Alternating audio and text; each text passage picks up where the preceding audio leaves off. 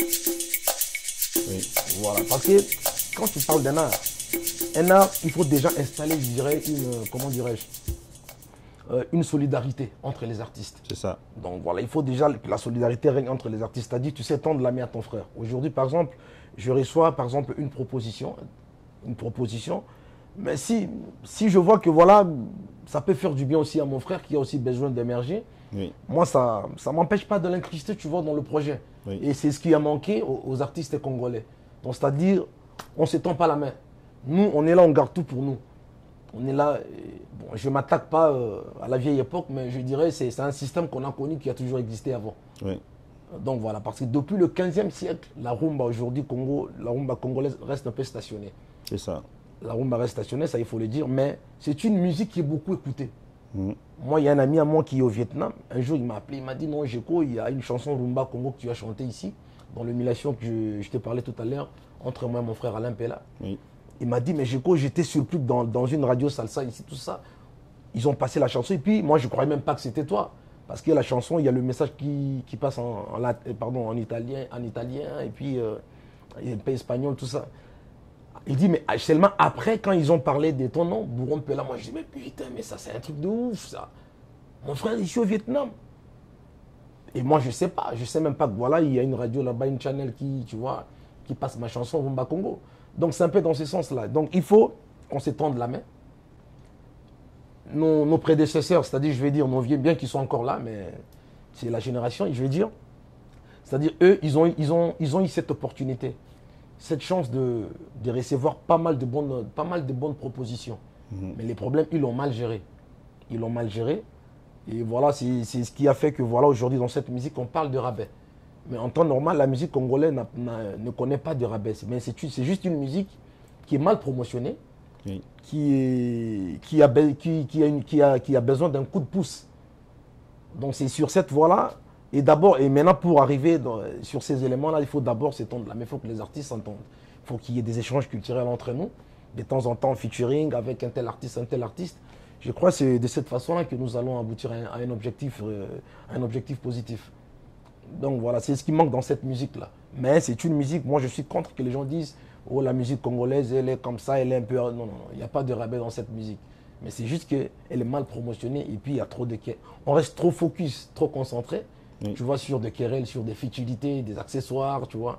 Mais moi, je crois que tout ça, il faut laisser passer. Avant toute chose, il faut d'abord propulser la musique. Vous avez remarqué, il y a une guitare ici.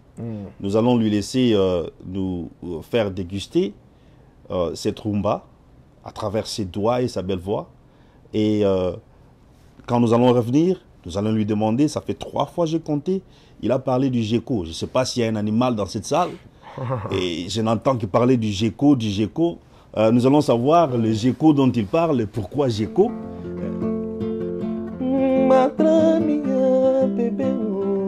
Minha vida gecko, eu procurarei garinha, se não na leli.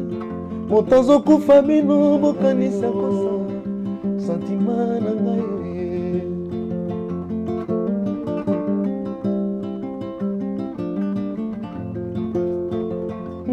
madra minha bebê minha vida gecko eu procurarei bolingoranga chéri nanga na lingi motazo kufa bino bokanisa zokosa nangaye yosulenga ye koboya teo nakolinga nangayo ye atikanga teo santima nangayo ye yenga babwakisi ngayoyoyo yepa ya sheri nalingaki ungarinya nangaye nakoluka se na sengolo sambo epai ya nzambe atendelanga mosusu bebe ya mwa madrami ya bebe ya vida gecko ntango ekokaki te mon amour oke na yo bebe moto azokufa yokanisi azokosa chéri na ngai yomanke ngai oboya te ongo akolinga na ngai oye Tikanga te wo sentiment nangayo. Parler de Djeko. Djeko, c'est un pseudo comme ça artistique que Kofi m'a surnommé. Ah bon? C'est Kofi qui m'a surnommé ainsi. Ouais. Donc, mais je ne sais pas pourquoi. D'après moi, d'après ce que je sais que Djeko représente, je ne sais pas, c'est un lézard. Oui. C'est un lézard un peu, c'est pas brune comme ça. C'est ça. Il est tout le temps collé sur le mur. C'est pourquoi moi je pensais qu'il y avait un animal dans la salle. Il est tout le temps collé sur le mur. Et j'ai cherché à savoir pourquoi, mais depuis, il ne m'a jamais expliqué. Tu n'as jamais expliqué? Non, la seule réponse que j'ai reçue, c'était, voilà, non, c'est un lézard intelligent. Oui. Alors laisse ça comme ça, je sais pourquoi j'étais surnommé Djeko. Peut-être un jour, il faut que je cherche le grand Mopao pour lui demander pourquoi. Voilà, moi je souhaiterais mieux que tu rencontres Kofi un jour et que tu lui poses la question, comme ça lui il est mieux placé pour répondre là-dessus. Donc voilà, mais je n'ai pas refusé. Bon, tu sais, l'artiste il a le pouvoir, c'est ça. Le langage d'un artiste c'est un pouvoir. C'est ça. Et Kofi c'est quelqu'un qui a l'impact aussi, tu vois, auprès des gens. Oui. Et dès qu'il a parlé de Djeko de suite, voilà, et puis tout le monde m'appelle Djeko. Bon, je n'ai pas le choix. Tu as un autre surnom parce que parlant de Kofi, lui, il en a plein. Et c'est devenu une culture qui est chez nous, parlant de ça. En passant, j'ai remarqué que plusieurs de nos musiciens se donnent de noms. Par exemple, ton vieux Kofi, ici il est Sarkozy. Il y a des Bill Clinton, il y a des noms pareils, soit des Modogo Jean Franco Ferré, des Griffes et consorts pour ne pas tout citer. Mais je n'ai jamais entendu jusque-là, peut-être tu peux me corriger, un musicien congolais qui porte un nom d'une personnalité importante de chez nous, ou une personnalité africaine. Aujourd'hui, nous avons Obama. Est-ce qu'il y a un Obama? Les Obama, il y en a plein. Il y en a plein, les musiciens Obama. Ouais, il y en a plein. Bon, tu sais, les artistes, bon, je sais pas, il ne faut pas trop les condamner, tu vois, parce qu'ils sont dans leur univers, tu vois, ils sont dans leur univers. Oui. C'est pas vraiment un univers qui marche à peu près, tu vois, comme tout autre univers. Donc voilà, nous on est dans notre délire à nous. Oui. Même aux États-Unis, je vais donner juste un petit exemple. Il y a des artistes qu'on retrouve ici au nom de 50 Cent. Je pense pas que de suite, quand tu sors du ventre de ta maman, tu te fais appeler 50 Cent. Donc voilà, c'est des surnoms. On aime bien jouer comme ça sur des surnoms. Donc voilà, ça va de pair avec le métier qu'on fait.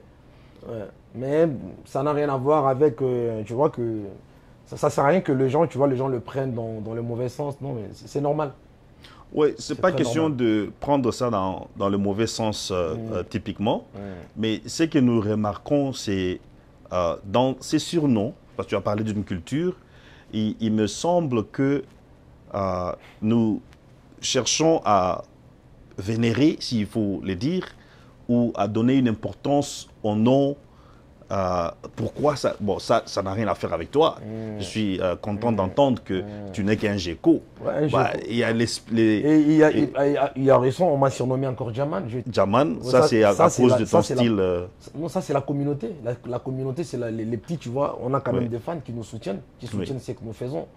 Il y a des petits comme ça, tu atterris comme ça. De suite, quand tu atterris à un aéroport, ils sont là pour t'accueillir. Ils disent, oh, mais toi, tu es tout le temps sympa avec des petits, tout ça, mais.